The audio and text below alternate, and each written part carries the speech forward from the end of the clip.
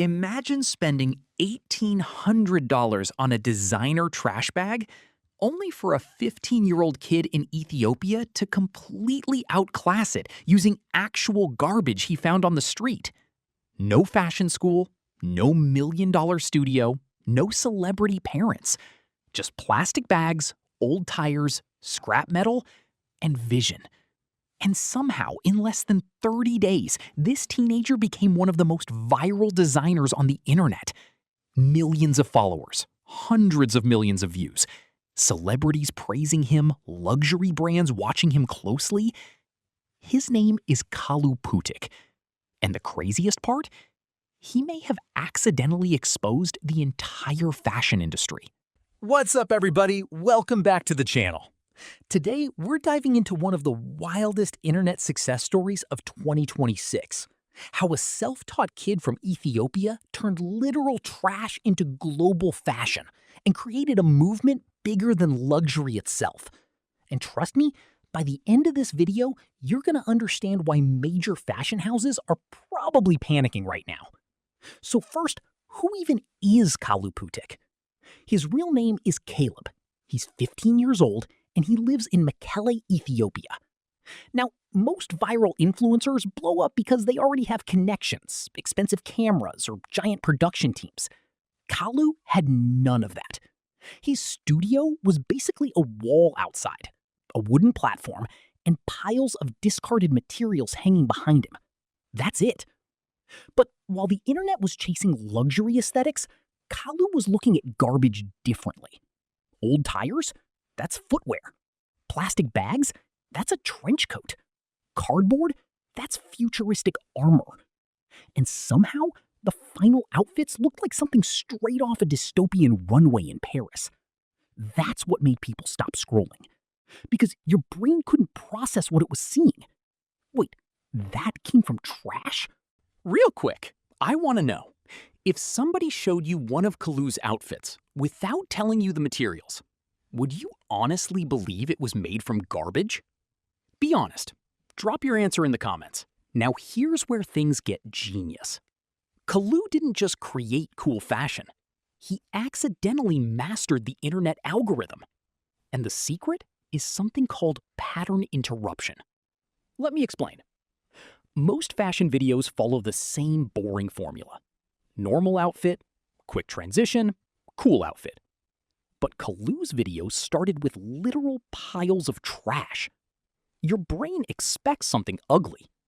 Instead, you get high-fashion silhouettes that look inspired by brands like Balenciaga or Comme des Garçons. That confusion creates curiosity. And curiosity creates replays. People watched his videos over and over, trying to understand how he made this stuff. That repeat engagement told the algorithm, yo, people are obsessed with this. And then the internet exploded. One post reportedly hit over 200 million views. He gained millions of followers in weeks, not years.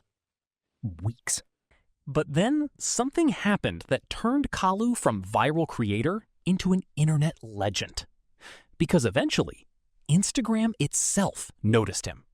And his response was absolutely savage.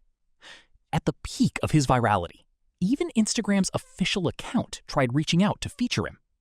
Now, normally, creators dream of that moment.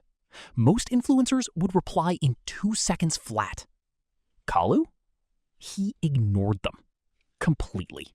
No response, no corporate excitement, nothing. And weirdly enough, that made the internet love him even more. People started calling it high aura.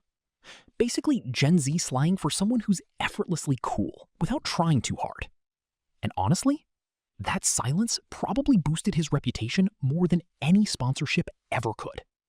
Because audiences are exhausted by fake influencer culture. Everyone's selling something. Everyone's chasing clout. But Kalu felt different. Raw. Authentic. Untouched by the system. And then celebrities started noticing too, including Grammy-winning artist SZA, who publicly praised his work. At that point, the fashion world officially had a new problem. Because suddenly, the most exciting designer online wasn't sitting in Milan or Paris. He was standing barefoot on a wooden board in Ethiopia. Now here's where this story gets really interesting. Because Kalu's rise happened at the exact same time luxury brands were getting criticized for fake poverty aesthetics. You had companies selling designer trash bags, tape bracelets, paint can purses for thousands of dollars. Meanwhile, Kalu was creating actual sustainable fashion for basically $0. And people immediately saw the difference. Luxury brands were imitating struggle. Kalu was transforming struggle into art. That authenticity hit hard, especially with younger audiences. Because Gen Alpha and Gen Z care less about price tags and more about creativity, sustainability, and originality. To them, flexing expensive materials isn't impressive anymore. Vision is. And Kalu proved something huge. In the internet era, creative identity is more valuable than money. Okay, I gotta ask you guys this. Would you rather wear a $2,000 luxury trash-inspired jacket or a one-of-one handmade piece actually built from recycled materials? I'm genuinely curious where people stand on this. Comment below. But this story is bigger than one creator. Kalu represents a massive shift happening right now across fashion and internet culture. People are tired of fake perfection. They want originality, resourcefulness, human creativity. That's why upcycling is exploding. That's why DIY fashion is growing. That's why trash-style aesthetics are becoming mainstream. And honestly, Kalu might just be the first global superstar of this new era. But there's also a darker side to all this, because viral fame moves fast, and the same internet that builds creators up can forget them just as quickly. Kalu has already hinted online that many people offering help may actually be trying to exploit him. And that's the scary part.